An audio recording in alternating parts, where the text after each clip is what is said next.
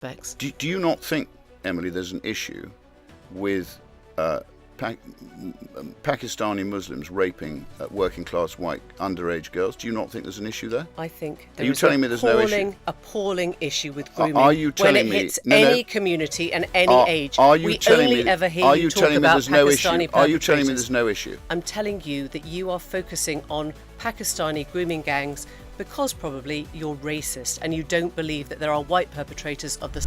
This brainwashed journalist invited a politician onto her show to discuss one of the most serious institutional scandals in modern British history, involving the Islamic grooming gangs with girls as young as 12. Imagine the decades of cover-ups. And what does she lead with? A racism accusation, against the very man trying to expose it. Rupert Lowe came ready to talk about child exploitation. Emily Maitlis came ready to talk about Rupert Lowe, and she had absolutely no idea what was coming. Which is what we need. Okay. So hang on. So that's option one. So I don't rule out some form of if coalition. If it reforms itself, I think the Tory party is still viable, but it's struggling. It's really struggling because it's had terrible leadership for quite a long time now. And as I say, Boris with an 80-seat majority did the square root of nothing. Yeah, but you could imagine then a Tory Reform Pact where you would be a Tory MP, not a... Lowe is an independent MP weighing his options between a reformed Conservative party and building something entirely new. He's measured about it. And the contrast between how he speaks about and how most politicians actually govern is already doing quite a damage to the interview's intended frame. Boris Johnson had an 80-seat majority, he notes. Did the square root of nothing with it. The British public didn't get betrayed by bad luck. They got betrayed by people who had every tool to deliver and chose not to. Right. I'm currently an independent MP, and I was in my constituency for 3 days. So I was offshore, Great Yarmouth, on a boat with RWE, who I'm hoping will come and set up a hub in Great Yarmouth, because they're a great company and they're great people. We had a great day out, and this came through then. So I've been in the last 2 days, and as far as I can tell, and my support in Great Yarmouth has never been better. So I opened a new building called The Place in the centre of Great Yarmouth, which I don't deserve any credit for, but as a local MP I thought I should be there. So again, all the great and good were there. But the other option is I set up a new party. That is an option. And we've got a lot of people following us on social media who would like that. And the advantage of that is you start with a clean sheet of paper. You don't have any... These are people who don't like reform, presumably. These are people who, I think, question the sort of cultist movement, and ultimately they, I think, can see that winning the election isn't the issue. What you've got to do is then you can win it, but you then got to deliver. You can't win it and not deliver. So I think there are people who'd like that. I think there are a number of options really, and then obviously reform itself. Has it got the right leader? Does that leadership need to change? Would Nigel Farage ever move? Probably not. But you've got to look at all the options. So looking at all the options, these are the various options. But what I'm telling you is, British people now want change. Yeah. They want a different option. They don't want politically correct numpties representing them in Parliament. Okay. They don't want people who are virtue signalling do-gooders. They don't want people who've never had business experience. They don't want people who basically don't understand which way is up. So I think everybody now wants some common sense. The options get laid out. A Tory Reform Pact, a new party built from scratch, or watching reform from the outside. What he's ruling out entirely is the current political class, described as politically correct numpties, who've never run anything and don't understand which way is up. But this is really just the runway. What Maitlis actually wants is waiting around the corner. And the more she draws closer to there, the more the interview changes completely. Yeah, let's talk about that common sense. And I tell them all. I say to my constituents, don't rely on me. Yeah. You go and fight for it. Okay. So when some jumped up little councillor starts telling you what to do, no, you're the taxpayer. You are technically employing them. So you go back to them and you say, no, that's not good enough. You work for me. I don't work for you. I want to talk about grooming gangs. You've launched your own inquiry. Alexis J, who, as you know, spent 7 years on a child abuse probe, says she's very unhappy with the politicisation of child sexual exploitation done, in her words, a very uninformed way. She's talking about you. Well, she's welcome to her own opinion, as is everybody. I believe in a Britain where everybody should be able to express exactly what they want to. Why is it funny to politicise child exploitation? I don't have any problem. I said she's welcome to her own opinion. But why is it funny? But it's not funny. I mean, my driver for the rape gang inquiry is that, having looked into it, and it's something which I think a lot of people in this country probably were blissfully unaware of. No, I don't think they were. Andrew Norfolk, that's who's the Times reporter. That's your opinion. But I have picked up the mantle, and as you know, I don't call them grooming gangs. I call it Pakistani rape gangs, because 95% of these people are Pakistanis, and very often from a particular part of Pakistan. That's absolutely not true. Mateless opens the grooming gang section by citing Alexis J, who spent 7 years on a child abuse inquiry and has publicly criticised what she calls the uninformed politicisation of child sexual exploitation. She is, without naming him, talking about Lowe. Notice how Mateless fires back with police statistics. 224 white grooming gang suspects versus 22 Pakistani. The Times is her source. Hold that number, because what comes next dismantles it completely. It is true, Emily. But anyway, let's 2023. No, I'm going to tell you this. Let's park that. 224 white grooming gang suspects were found compared to 22 Pakistani suspects. Why do you only talk about the Pakistani grooming gangs? That's police statistics from the Times. I've now got on my police statistics from the Times. If you look at my rape gang inquiry, which you asked me about. No, I didn't. I asked you why you're insisting on politicising child exploitation. 20,000 people have donated about £620,000 now. That shows you the depth of feeling and concern amongst British people. Doesn't it show you should be ashamed that you are making money off a re-exploitation I'm not. I've given money. I've given money. I'm not making money. I've given money to it. I will make absolutely less than zero. I've given a substantial sum to it, as have other people who care. Why are you doing this? Why are you just trying to talk about Pakistani grooming gangs when there are 4 times, 8 times, and 10 times as many white grooming gang suspects? Do you not think, Emily, there's an issue with Pakistani Muslims raping working class white underage girls? Do you not think there's an issue there? I think there is an appalling issue with grooming are you telling when it hits any community and any age. We only ever hear you talk about Pakistani perpetrators. Are you telling me there's no... White people make up 85 to 90% of the British population. Pakistani heritage communities are a fraction of a percent. When you apply basic per capita reasoning to those raw figures, the proportional overrepresentation becomes staggering. This isn't complicated, it's GCSE statistics. Why is per capita such an impossible concept for woke liberal socialists to grasp? Does she really expect anyone to believe only 22 Pakistani suspects were involved across Rotherham, Rochdale, Telford, Newcastle, Luton, Halifax, Bristol and Keighley? The difference between white grooming gangs and Pakistani grooming gangs isn't the crime. It's that the latter was systematically covered up. Whistleblowers were threatened.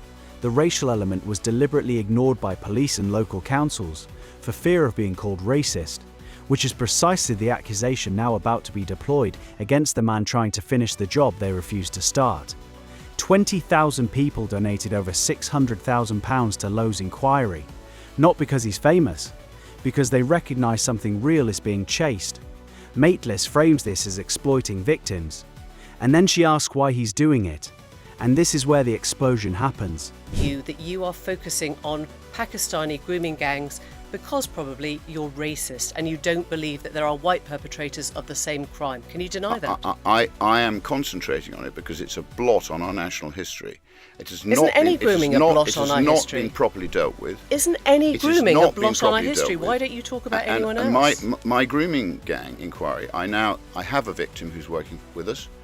I have a number of people who've been directly involved, and it's underway. And if you're suggesting I'm going to make any money out of it, that is completely wrong. I've given money to it, and I intend, because I believe there should be a statutory inquiry, because that's far more powerful. The government should have a statutory inquiry, and I'm going to do everything I can to ensure I shame the government into having one. You will know Andrew Norfolk, who's the Times reporter, who started the reporting on this in 2011. Andrew Norfolk's done some good work. He said the way this issue has been raised by people... An MP launches a funded inquiry into one of the most covered-up child abuse scandals in British history. victims working directly with his team. And of all she could think of, the host's response is, "You're probably racist." Not probably wrong, not even probably misguided, but probably racist. Totally ridiculous. Rupert came on to expose grooming gangs and ended up exposing Emily Maitlis. These aren't just child exploitation cases, they are crimes against humanity. And she's asking why he cares. It's hard to imagine this man bullying anyone. And yet here is a veteran broadcaster using live airtime to call him a racist for investigating child rape. The face of utter contempt she wears through this segment says everything her words are trying to avoid saying directly. You is exploiting these girls, making the victims all over again. He has said some very good things, but yes. I am not satisfied that the British establishment has dealt with this for a number of reasons. And in my view, it's linked to county lines drugs. There's a whole raft of things that have not been properly dealt with. A bit like the lawfare against me, we have subjective policing. And as you know, the British establishment, Emily, and you're obviously clearly one of them because you obviously believe this is okay, has propagated an attempt at a multicultural society which has not worked. And what they're fearful of is admitting firstly that hasn't worked. They're equally, I think, fearful of the fact that the Muslim bloc vote, which in my view I will ban, if we ever get near power, I will ban postal voting. Hang on, now I've got to finish this. You keep trying to flip over it, and I'm not going to have you. You're not going to do it. No, I'm going to put some of your words back to you. No, I'm going to answer your question. I'm going to answer your question because this is a huge issue.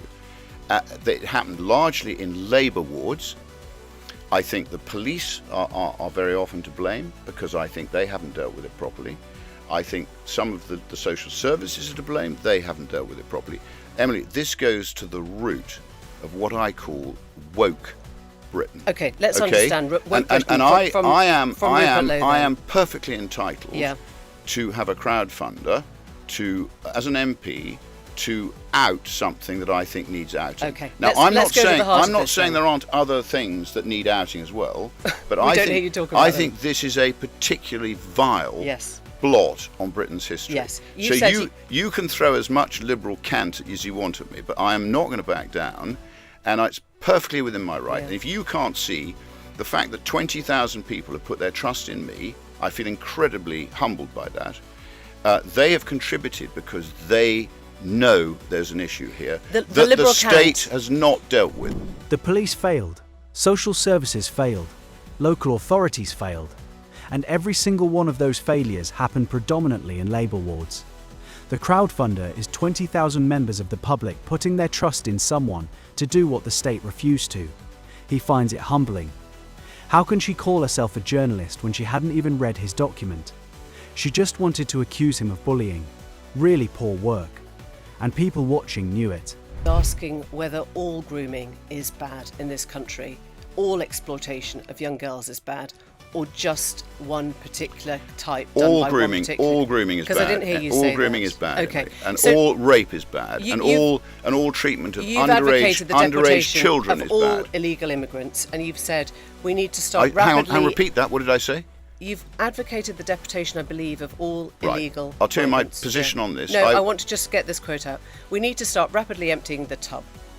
Do you believe there are too many Muslims in this country? Is that where you stand? I believe there are too many illegal migrants in this country. Do you believe there are too many Muslims in this country? So I have said, and I'm on record and I'll say it to you clearly, I would detain and deport all people arriving here illegally.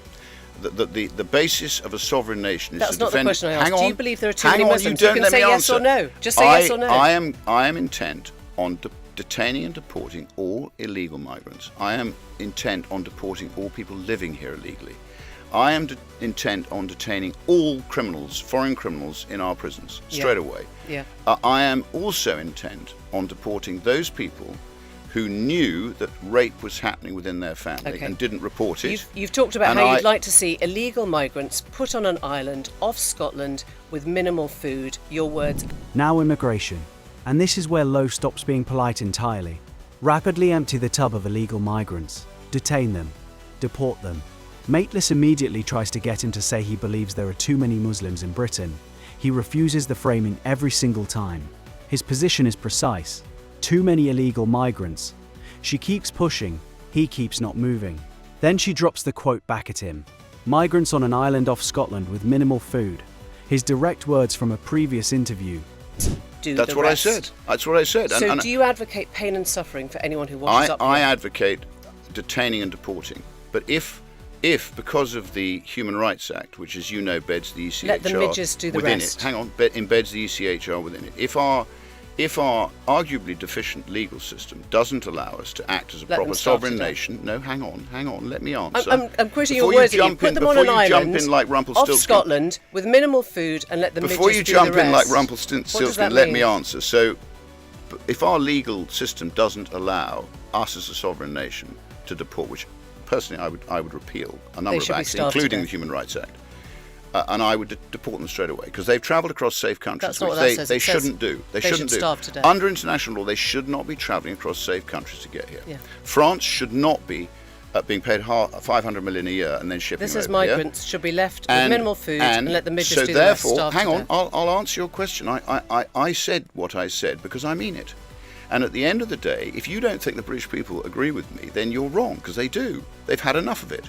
You don't have illegal migrants living next to you, Emily, because you live in a part of the country that probably doesn't have them. And if you did, you would want them to starve to death. So you are part of this liberal elite who basically says, do as I say, not as I do. Okay, so I'm sorry, what I meant was, and I mean it, is if our legal system doesn't allow us to detain and deport, we should set up a tented camp on an island. We should not treat them unfairly, but we should equally not put them at the top of waiting lists for dental treatment, for medical treatment. We should not give them spending money. We should not effectively treat them as if they have been taxpayers for years. They haven't been. If the Human Rights Act prevents Britain from deporting people who arrived illegally after crossing multiple safe countries, the legal framework needs to change. He would repeal it. Notice how he compares the island detention approach to Australia's Nauru policy, which effectively ended illegal maritime arrivals and the drowning deaths that came with them. He would deport foreign criminals immediately upon conviction. He would deport family members who knew crimes were being committed and stayed silent. Mightless calls this advocating pain and suffering. Lowe calls it sovereignty. The disagreement is total, and neither side is pretending otherwise. Then comes the line that cuts through everything. Illegal migrants. And by the way, they're not asylum seekers, they're economic migrants, most of them. So I mean, I know the virtue signalling do-gooders want to sort of feel good about themselves, but if you really want to, go and live next to these people. Go and spend your life and you have them ogling at your children in school and things. No, that's wrong. And what's happened is our state no longer puts the honest, decent, tax-paying British citizen at the top of the agenda. They have been relegated to a second-class citizen, and we are bringing people in here who've contributed nothing, who have come in here illegally, and most of them have been allowed to stay for the simple reason that we are signed up to all these nonsensical international treaties that are meaningless. And why do you think people voted to leave the European Union, Emily? Why do you think they did? Because they want their country back. They want their borders back. They want sanity back. So I'm sorry, yes, if they want to come here, and if you can't deport them, put them on an island until they ask to go home. And let the midges. And who else does rest. that? Australia do that, don't they? Rupert, have you heard of Nauru Island in Australia? Does Australia now have a problem with illegal immigration? No. It used to, doesn't now. So I'm afraid sometimes you have to be hard to be kind. And these people will learn very quickly, don't come to the UK. It is not just going to hand out a load of candy to you and let you take priority over the people who've lived here all their lives. British people don't want that. And do you think we've had too much illegal and legal migration? You probably don't. And let the midges Do you think we've had too much legal and illegal immigration? The liberal elite have always been comfortable making policy for places they never visit. Lowe represents Great Yarmouth. He is accountable to real streets. His position is precise. Illegal migrants should not receive priority access to dental treatment, medical care, or spending money above people who have paid taxes their entire lives. The British citizen has been relegated to second class in their own country, and the treaties underpinning that situation are, in his view, both legally redundant and democratically illegitimate. Why did they vote to leave the European Union, Emily? Because they want their country back. It's not surprising how she struggled interviewing him throughout. The Casey report came out after this interview and confirmed everything Lowe had been saying. People came back to this clip in thousands. Honestly, this interview aged very well. Rupert said everything he had to say. The establishment denied it, and the host slammed him a racist for it. Where is her apology?